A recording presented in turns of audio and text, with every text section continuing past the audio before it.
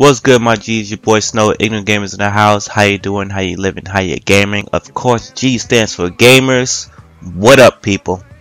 It's been a minute. You see the title of the video. This one's specifically for the subscribers. If y'all don't know already, we've crawled over the 1 mark. We at 1.5. Feeling kind of good about that.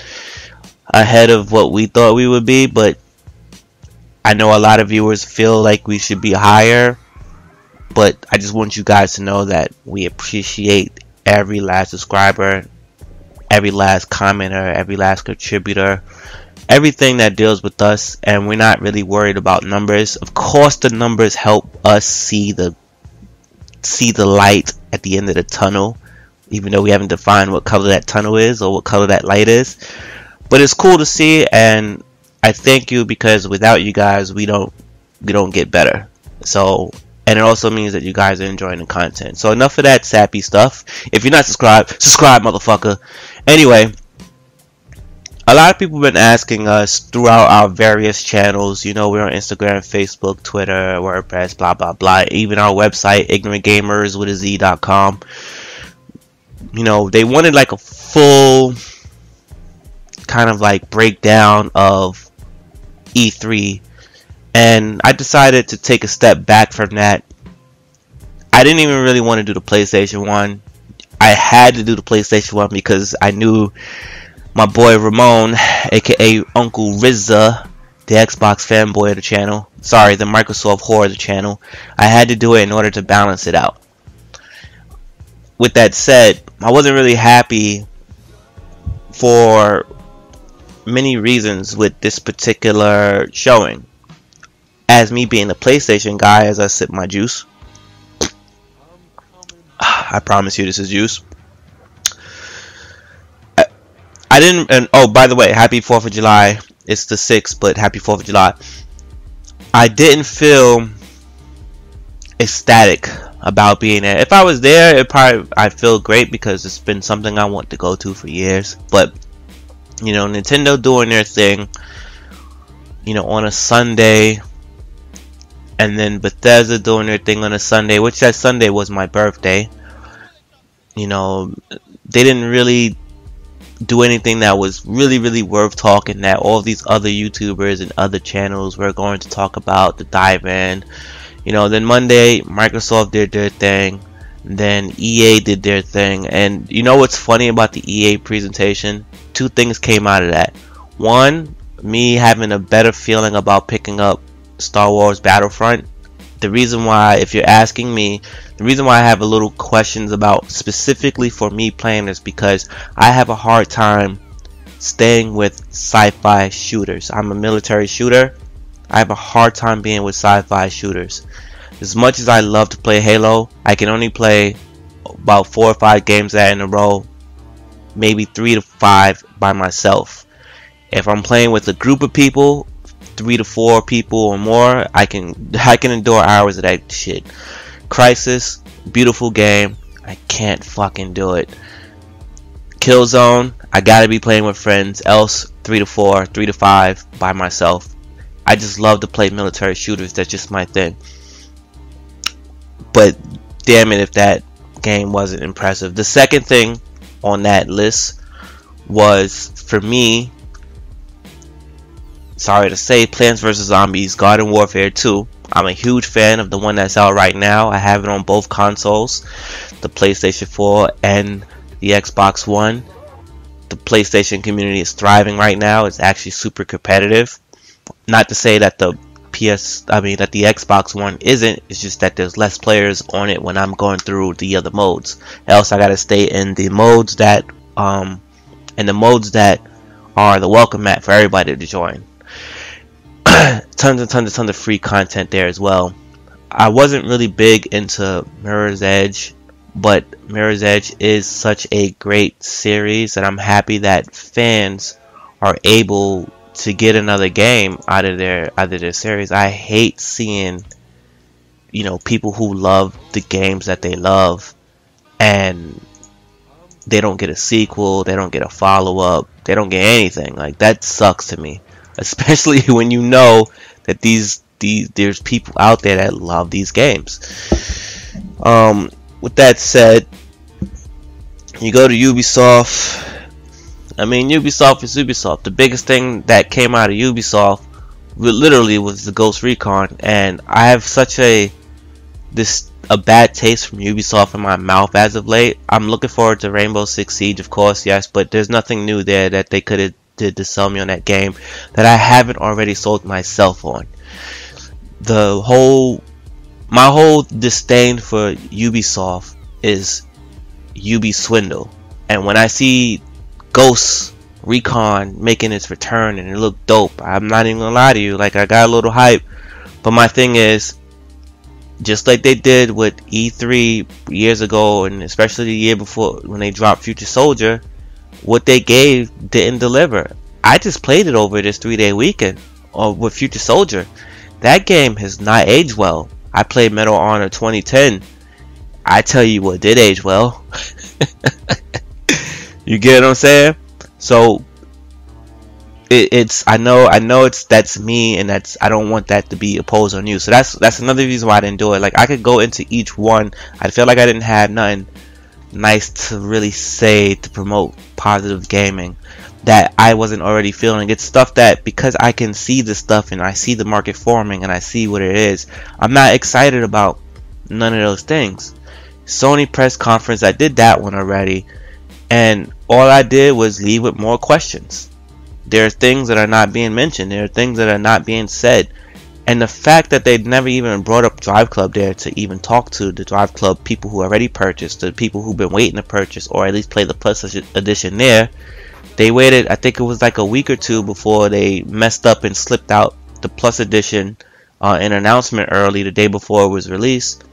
And, you know, then it dropped, and they didn't clearly get the message out of what it was, and just the whole drama about that. So I'm tired by that, and I'm tired of these same questions that I've been asking since the shit's been announced. Stuff that they've said, not anything that I'm not acting entitled. I'm not saying, well, Sony promised me this. No, I'm only going about what they said, and you're not speaking on what you've said. And it's to the point where I see people, as I sip my juice again, talk about still waiting for greatness. There's a large trolls going in there, but at the same time, they have been doing well, but some of those questions are genuine. So me getting excited about The Last Guardian, and I don't care what no one says, I was never a fan of that whole thing. I just have friends that when they talk about Ego, you know, the Colossus, and there's one other one that they try to fit in there, but it's not really there. They say those games like that are like the biggest thing for them.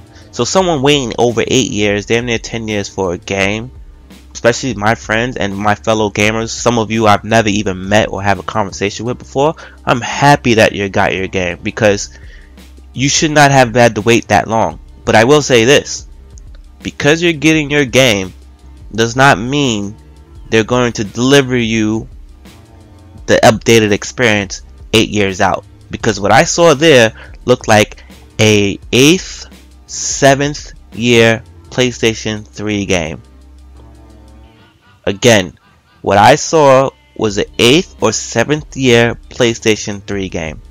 And I could almost dial it back to 6th to 7th. A 10th year PlayStation game wouldn't even look at that. Look at Uncharted. Look at Beyond Two Souls. Look at, what's the other one? Look at Puppeteer. I know that's so simple, but if you didn't play the game, you don't understand what I mean about the presentation and the graphics and everything. And, of course, why not, if I already bring up Puppeteer, bring up Gran Turismo. PlayStation Studios did well with PlayStation games on the PlayStation 3. Sip my juice. So I'm not trying to hear that shit that if the PlayStation 4 is easier to make games on, easier to control in the software, that game looks like that.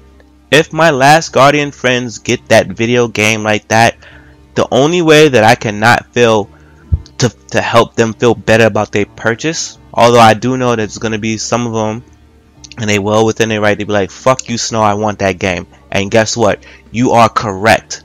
But I will defend you anyway. I will represent you anyway. The game shouldn't be $60 if they're gonna put that out like that. That game better have the best experience ever, and I will go buy it. If you tell me, if you come back to this video and you're like, Snow, yo, the game is 60. Matter of fact, the game was 70 because we threw in an extra $10 to speed of production.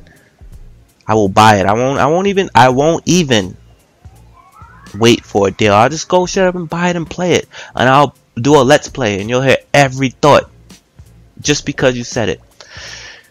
Now the Nintendo Direct thing, only thing I can say was Yoshi yarn. What you want me to say? You know what I mean? Like, what else you want me to say? Square Enix, I mean, you know, we got the Hitman, sounds interesting. Oh, by the way, EA Sports, of course, I mean EA Games. The other thing too was Need for Speed. You know, but I need to see more. Back to Square Enix. Just Cause 3. I was excited at the announcement, which I think came before E3. So that deflated that. Hitman. I'm a huge Hitman fan.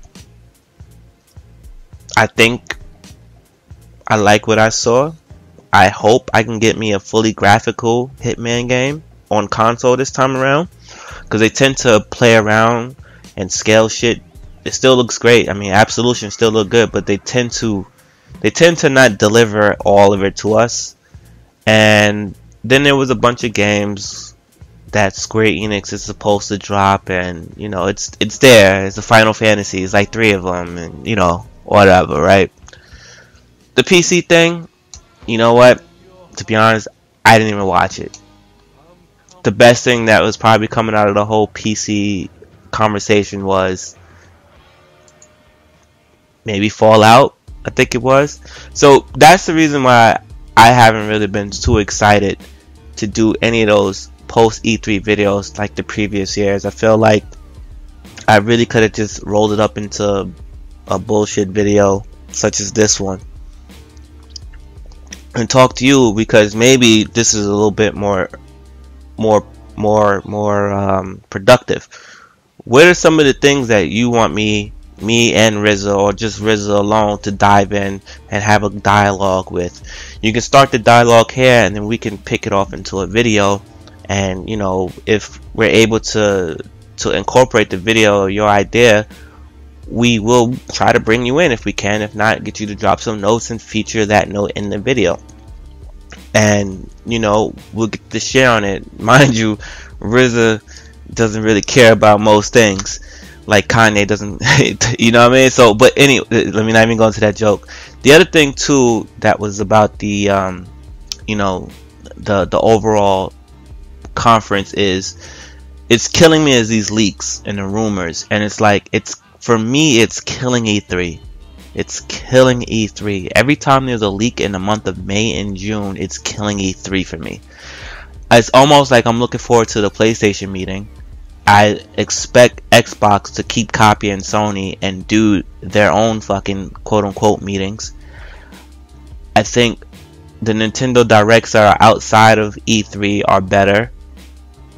I think Square Enix now being on YouTube is, on Twitch is a good thing. And for the most part, I just been enjoying my Batman game too. I can't forget about that, right? So again, drop us something, drop us a line, 1 or 2, whatever, and we'll be sure to get into it. Anyway, your boy Snow. Like the video if you like the video. Comment, let us know, give us feedback. Y'all know how it is. As always, thank you from me, RZA, and the entire IGZ teams. We appreciate you. Thank you.